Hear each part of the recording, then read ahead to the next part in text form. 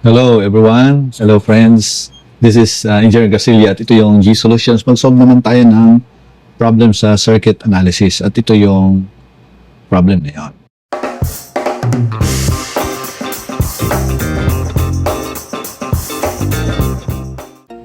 Sabi dito, using source transformation, so find the value of b sub x.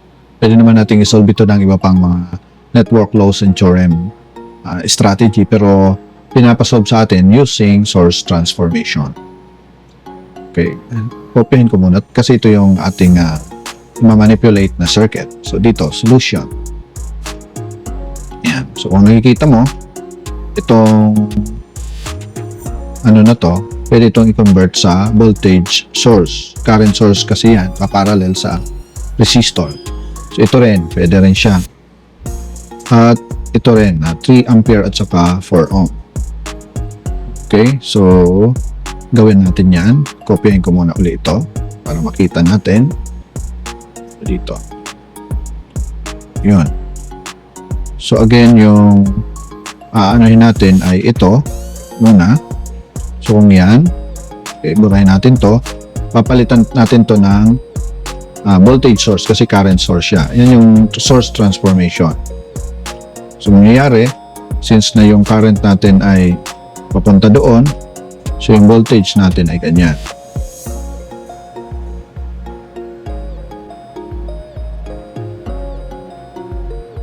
Yun.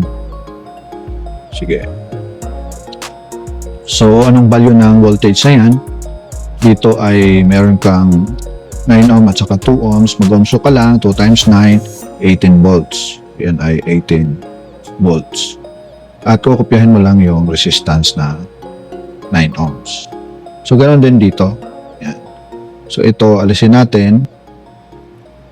Palitan natin to ng voltage source. Okay? Lagay natin dito. Yun. So, anong value niyan?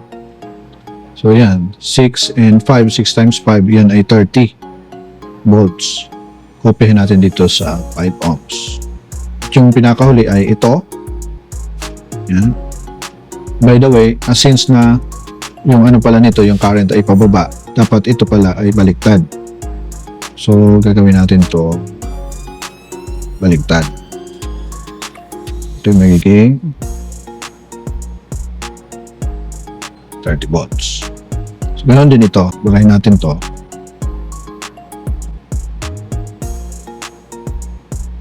Yun. So, 30 volts siya. Ito naman ay meron kang 4 at saka 3, 12 volts. Kopyahin natin yung 4 ohms. So, ito na yung ano natin, transform circuit galing dito. So, yung hinahanap natin ay b sub x. So, ano yung value ditong b sub x na yan? So, madali na siyang makuha. Mag-Kirchhoff's voltage law lang tayo. Let us assume na may loop tayo na ganyan. So, siguro pwede namang assume natin na ang takbo ng current natin pag ganyan. So, sabihin natin mesh current yan. Mesh current isa lang kasi isa lang naman yung loop. Sabihin natin I. So, yung mesh current I natin.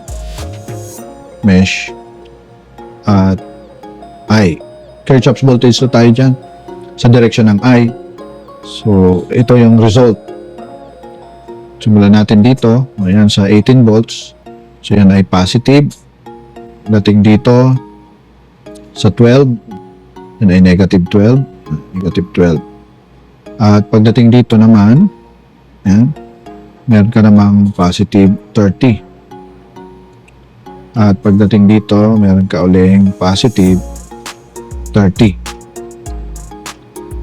Yan yung mga voltages niya. Tapos, yung mga resistors niya, ito, we have 4 ohms plus 2 ohms, 6 ohms siya. 6 ohms plus 5 ohms, 11 ohms. Plus 9 ohms, 20 ohms. So, yan ay plus 10 plus 20 times I equals 0. Okay? So, therefore, makuha na natin agad si I. So 20I.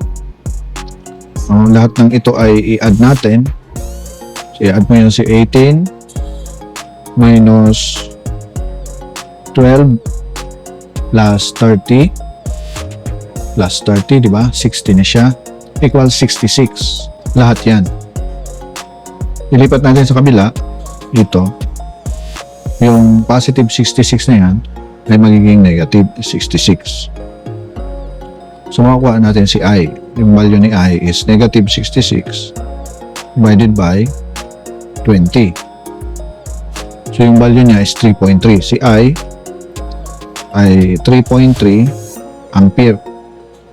No? So, therefore, makukuha na natin yung value ni B sub X. Kasi si B sub X, base dito, yan. At sa direction rin ni I na pag ganon, yan ay equal sa 2I. Substitute natin si I, yan ay 3.3. So, si B sub X is equals to, okay, 3.3 times 2, maliwanag na 6.6 volts. So, ito yung hinahanap natin. Yan. So, maraming salamat sa iyong panonood ng video ito. Sana nakatulong sa iyo sa iyong pag-aaral sa electrical engineer. The Lord bless you.